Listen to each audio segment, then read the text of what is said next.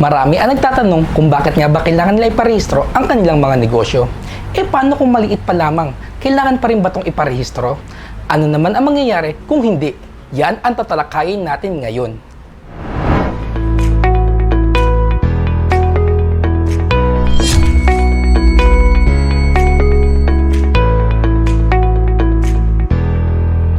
Good day mga boss! This is Jason Mendoza, ang inyong host for today's video.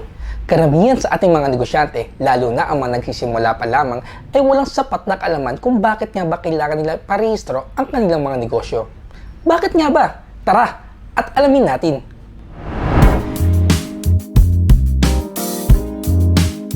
Business registrations is very important to all aspiring businessmen and to all existing business owners. Why? Because it will establishes the business as a legal entity. Para sa mga BC and tax mapping, kung sakaling bigla tayo mabisita ni BIR and business permit or other government agency na naghahanap ng mga permit sa isang legality ng business. Magagamit din natin to sa mga client natin na naghahanap ng mga accreditation. You can build your trust with your future investors, partners, and even your employees. It will make them feel safe who are they working with or dealing with. Third one is it allows you to market your brand freely. You will not be afraid or hesitant to post on social media account or to have biddings or make your business accredited since you have all the legal documents you need to provide. Last one is you can easily transact with the big clients such as corporations. Why? Their first requirements are the legal documents or the registration of your business. Advice ko po sa mga business owner na magre-register pa lang po sa mga registration like DTI, Business Permit, and BIR is maging aware po tayo sa mga registration po natin. Halimbawa po sa DTI, kapag nag-register po tayo ng DTI, dapat po within 30 days. In BIR, kailangan po nakapag-register na po tayo. And then next po natin is City Hall. Kung sakaling wala pa naman po tayong operation, noted po muna tayo mag-register sa City Hall. Nagsamot-samot na ang mga negosyong hindi pa rehistrado. Kaya bakit hindi natin sila tulungan? At diyan nagsimula ang Hezekiah. I am Manuel Mantal, also known as Mike Mantal, owner of Hezekiah Accounting Services Company. Nag-start ang Hezekiah way back 2010. I remember the day nag-pray ako kay God na gusto kong magkaroon ng negosyo. And then dinala niya ako sa book sa Bible, sa 2 Kings, sa storya ni King Hezekiah. Kaya ang pangalan ng business ko ay Hezekiah Accounting Services Company. Bakit kailangang rehistrado ang mga negosyo? Siyempre, kailangan legal ang negosyo natin.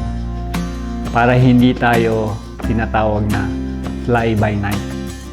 Another thing, pag may humingi sa'yo ng resibo, wala kang ibibigay kung hindi rehistrado ang negosyo mo. Hindi ka lisensyado. Tips para sa mga aspiring entrepreneur o yung mga gustong mag-business. Number 1, dapat start right. Dapat legal ang negosyo mo. Dapat lisensyado. And then, dapat ipinapanalangin. So, sa simula pa lang, malaking bagay yung ipinanalangin mo ang negosyo mo. Number 2, start small. Dapat magsimula ka sa maliit. So, maliit lang muna yung kapital para kapag bumagsak ka or nalugi ka, hindi ka iiyak. Pwede ka ulit bumangon. Start small. Number 3, keep it simple. So, huwag ka munang magarbo. Huwag munang yung ribbon cutting pa lang, in-invite mo na yung buong Pilipinas o buong syudad or barangay nyo. So, kayo-kayo muna ng kamag-anak mo, kaibigan mo, and then yung mga staff mo. Keep it simple. And then lastly, dream big. Lahat ng negosyo, kaya nagne-negosyo para lumago, hindi para bumagsak. So dapat, kahit nagsimula ka ng maliit, meron kang pangarap na lumaki ito, maging isang multi-millionaire. Of course, dahan-dahan. A-attain mo yan kapag proper ang negosyo mo. Sinimulan mo ng tama, of course, matatapos mo yan ng tama.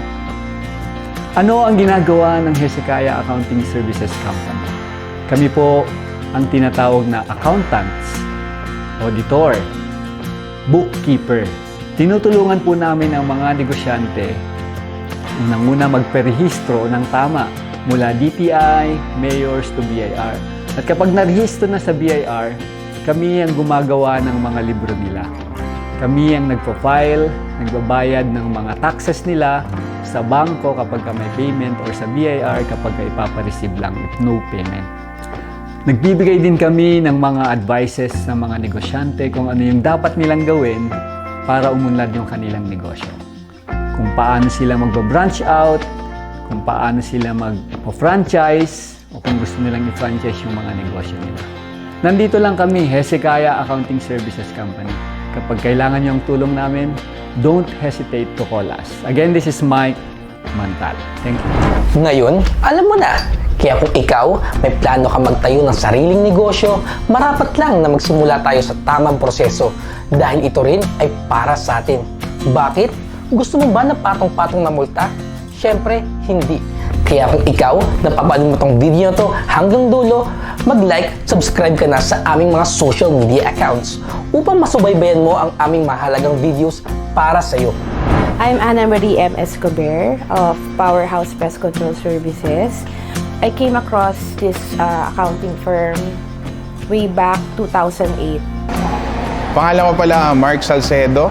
Ako yung owner ng handicraft store giftbox.ph. Yung Hezekiah, nakita namin to sa Facebook ads.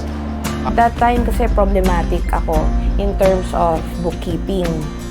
And syempre yung mga auditing and all. Then nalaman ko kasi ito, Christian na may nito yung owner nito eh. I'm also Christian and I know na magiging maayos mga book of accounts ko. So, with that, I think 15 years na kami and still, I fully recommend Hezekiah Accounting Firm because they really assisted me not only with my books of accounts but also with my benefits also. Lahat na ng problems ko in terms of ngayon, right now, Superproprietor 2 Inc. na kami. Ang Hezekiah pa rin ang pinili ko because I know na talaga I can vouch Hezekiah. So, recommendable. For me, it's a 5-star. 5-star ang rating ko sa Hezekiah. Maayos lahat. Tinuturuan nila kami paano mag-ayos ng mga documents. Lalo sa mga legal documents. Sa mga documental. Kasi sa BIR, maraming inaasikaso mga permit. Kailangan mo sundin. Sa Hezekiah, may tanong kami, may question kami. Andiyan sila lagi sumasagot kagad. And that's it mga boss. Again, this is Jason Mendoza na nagsasabing masakit sa bulsa ang multa. And see you in our next videos.